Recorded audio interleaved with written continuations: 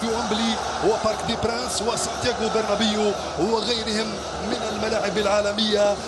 حقا للجماهير الجزائرية أن تفتخر، أن تحتفل، أن تبتهج بهذا الصرح الرياضي الجديد ذي المقاييس العالمية. مرحبا بكم مشاهدينا الأفاضل أينما كنتم، تحية لكم طيبة مباشرة من ملعب المجاهد حسين أيد حمد إلى هذه القمة الكروية الكلاسيكية التقليدية رقم 109 بين الشبيبة والمولودية، بين شبيبة القبائل ومولودية الجزائر في تاريخ مواجهاتهما ضمن بطولة أو البطولة الوطنية بصفة عامة 121 في كل المنافسات من كأس وبطولة وغيرها من المنافسات. إذن الكلاسيكو واحد من الكلاسيكيات والمباريات التقليدية في هذه الأجواء الكبيرة، في هذا الحضور المميز لجماهير المولودية مثل ما هو الحال لجماهير شبيبة القبائل في هذا العرس الكروي الكبير من أعراس الكرة الجزائرية في هذا الملعب التحفة كما ذكرت، وفي هذه الأجواء الكبيرة من الروح الرياضية بين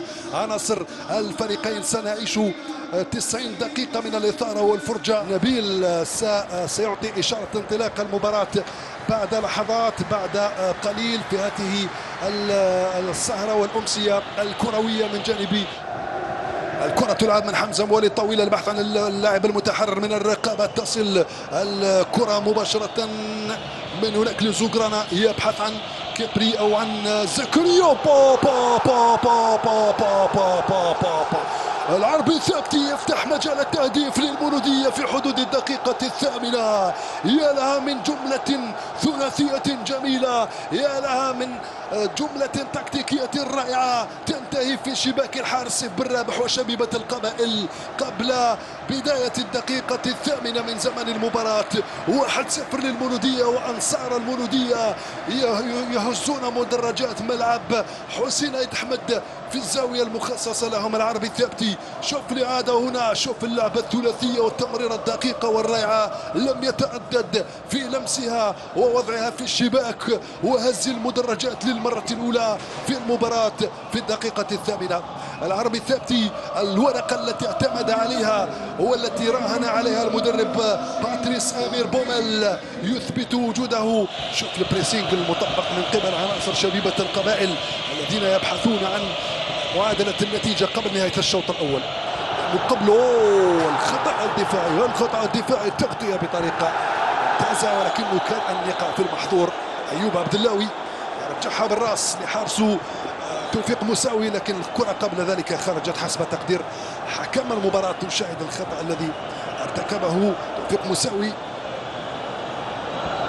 الحكم قدر بأن الكرة خرجت بكامل قطرها إلى 5 أمتار و50. روح رياضية كبيرة. أيمن الأحمري عبد العزيز في تنفيذ الركنية من الجانب الأيمن. تلعب الكرة في القائم الثاني.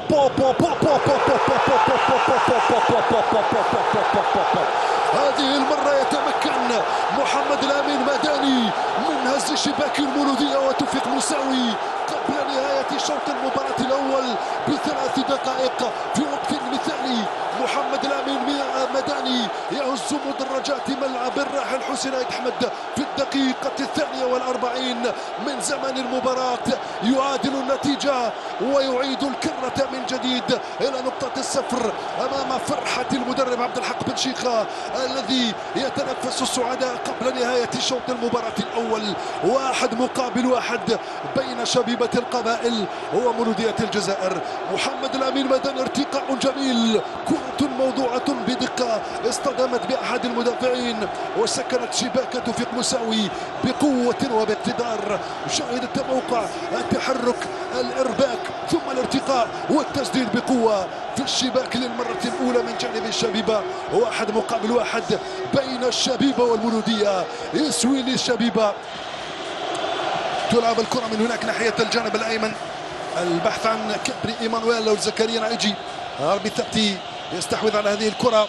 زوغرانا محمد يرجعها للعربي الثابتي في الوسط. دائما الملعوبة ثنائية وثلاثية. هنا حليمية لزوغرانا بطريقة ممتازة. على هذه الجملة التكتيكية أوي على هذه الجملة التكتيكية الرائعة، النسج الكروي الجميل، الاستعراض المبهر من عناصر المولودية. حقيقة أفضل ردة فعل، حتى أنها يمكن أن نصفها بأنها جملة تكتيكية أفضل من هدف. جملة تكتيكية رائعة جدا. نشاهد 1 2 ثم 3 4 5 والسادسة كادت أن تكون في الشباك. حقيقة استعراض جميل من عناصر المولودية. المولودية أعتقد بأنها بدأت تجد المعالم في التشكيلة بعد بداية متعثرة وبداية متذبذبة في المباريات السابقة. زكريا نعيجي قبل تنفيذ الكرة الثابتة لمصلحة شبيبة القبائل. أيمن الأحمري ملعوب الكرة. الدفاع هذه المرة يتدخل. تبقى الخطورة والفرصة المتاحة لشبيبة القبائل.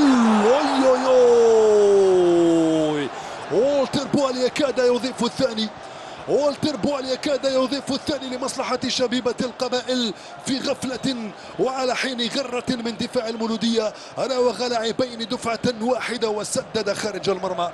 حقيقة والتر بواليا خطير حينما استدار بهذا الشكل وسدد الكرة خارج الإطار بجانب القائم الأيسر. والحكم نبيل بوخالفة يعلن صافرة نهاية شوط المباراة الأول بالتعادل العادل بين الشبيبة والمولودية في مباراة جميلة على المدرجات وفوق أرضية الميدان. في انتظار ذلك تشكيلة المدرب عبد الحق بن شيخة، الفريق المضيف والمستضيف. طبعا جانب من الصور الجميلة التي يصنعها فريق أنصار فريق مولودية الجزائر، التوزيعة الأخيرة إلى خارج أرضية الميدان. الدقيقة الثالثة نلعبها الآن مشاهدينا من شوط المباراة الثاني وسط أجواء رائعة، أجواء لا تصفها إلا الصورة كما نشاهد في تشكيل الجدار الدفاعي من جانب شبيبة القبائل. وأمام الكرة سيكون صاحب الركلات القوية أندي دولور، صاحب الركلات التي لا ترحم الشباك.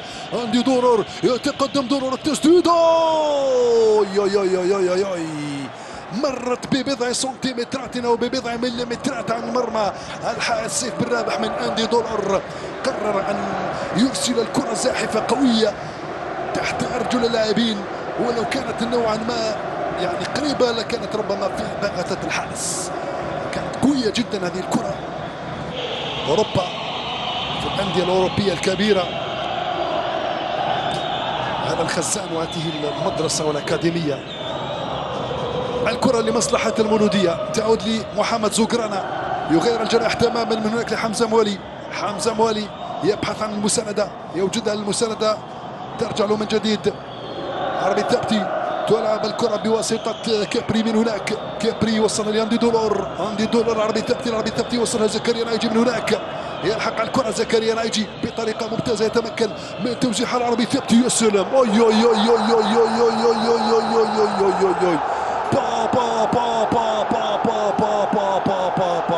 ما هذا الاستعراض، ما هذه الجمل التكتيكية، ما هذه النسوج الكروية، ما هذه الأهداف الجميلة. المولودية تبدع اليوم، تصنع الفرجة وتصنع المتعة وتصنع التشويق. هدف آخر من أهدافها الرائعة، علامة مسجلة في هذه المباراة للمولودية. هدفين بطريقتين استعراضيتين جميلتين يهزان مدرجات المولودية في أعلى مدرجات ملعب حسين عيد حمد بتيزي وزو. 2-1 للمولودية بأية طريقة وبأية كيفية. يا لها من روعة، يا لها من فرجة. شوف الإعادة كيف وصلت الكرة بعد جملة من التمريرات. زكريا نعيجي، العربي ثابتي، لمسة 2-3 في الشباك. يا سلام، يا سلام على هذه الكرة، يا سلام على هذه اللمسة. الدور هذه المرة على محمد رضا حليمية الذي أضاف الهدف الثاني لمصلحة مولودية الجزائر في الدقيقة 67. 2-1. يستدير بالكرة، ينتظر ويتريث، يرسل كرة في العمق، تمكنش منها هنا البديل ضوان بركان في المتابعة لهذه الكرة. وهذا مرجم هنا، انطلق زكريا نعيجي، زكريا يتحصل على الخطأ وقد يتحصل مداني على البطاقة الصفراء. البطاقة الصفراء لمحمد الأمين مداني،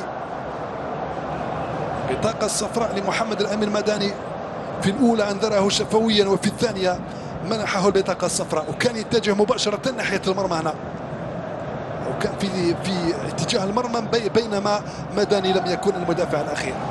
بالتالي البطاقة الصفراء هنا. حاول العودة والتعرف على هوية اللاعب أثناء توجيه الإنذار أو الطرد في حالة يعني وجود نزاع ووجود اضطراب فوق أرضية الميدان. على كل الحكم يقدر ويدبر ثم يقرر بعد ذلك إن كانت الكرة تقتضي بطاقة صفراء أو حمراء. محمد الأمين المداني ينتظر مصيره، يتطلع للقرار. محمد الأمين المداني هنا أمام زكريا نعيجي، والتدخل كان موجود. هل التدخل يقتضي البطاقة الصفراء أم البطاقة الحمراء؟ ذلك ما سنتعرف عليه مع الحكم نبيل بوخالفة. ضغط كبير على حكم المباراة، قرارات يعني ستكون مؤثرة على سيرورة المباراة. ما هو القرار يا بوخالفة؟ ما هو القرار يا نبيل؟ 37 سنة حكم المباراة، تقنية الفار، قرر وقدر وفكر أن يحول البطاقة إلى حمراء. أوي أوي أوي أوي أوي أوي أوي أوي يحول البطاقة إلى حمراء. نبيل بوخالفة يخرج محمد الأمين المداني. حقيقة كشخص وكإنسان خلوق لا يستحق كل التقدير وكل الاحترام، لكن هذه كرة القدم. ردة فعل من مدافع مرماه في حالة خطر، واللاعب المهاجم منطلق نحو المرمى، كل روح رياضية. يا سلام عليك يا أمين يا مداني، لاعب خلوق جدا يستحق كل التقدير والاحترام، يستحق مكانته في المنتخب الوطني، وأدى دقائق مقبولة جدا، سجل هدفا. هكذا هي الروح الرياضية. الشبيبة ستلعب تكمل المباراة ب10، تلعب الكرة في القائم الثاني. أي كاد أن يفعلها. هل هو موالي؟ بل هو أيوب غزالة. أيوب غزالة في القائم الثاني تابع الكرة، لم يكن متسللا، ووضعها بالرجل اليسرى فوق القائم وفوق العارضة الأفقية لمرمى سيف بالرابح. 2-1 دائما لمصلحة المولودية قبل 10 دقائق بالتمام من نهاية وقت المباراة الرسمي، في انتظار الدقائق التي سيضيفها الحكم كوقت بديل للضياع. الكرة لمصلحة الشبيبة في منطقة الكاناري، ترسل كرة طويلة، يلحق عليها زكريا نعيجي سرعان ما تعود لآدم أرجم. تقدم آدم أرجم من هناك بطريقة متسعة. السلام، تمريرة من أروع ما يكون من آدم أرجم لكسيل أبو عالية. لم يتوقع هذه الكرة وهذه التمريرة برجله اليمنى التي لا يتقن اللعب بها مثل ما يتقن اللعب بيسراها. كانت تمريرة دقيقة ومليمترية ورائعة من آدم أرجم. يا سلام،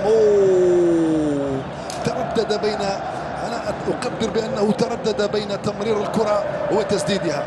تمرير الكرة إلى وترى جبريل وكذلك بركان رضوان، أو تسديدها.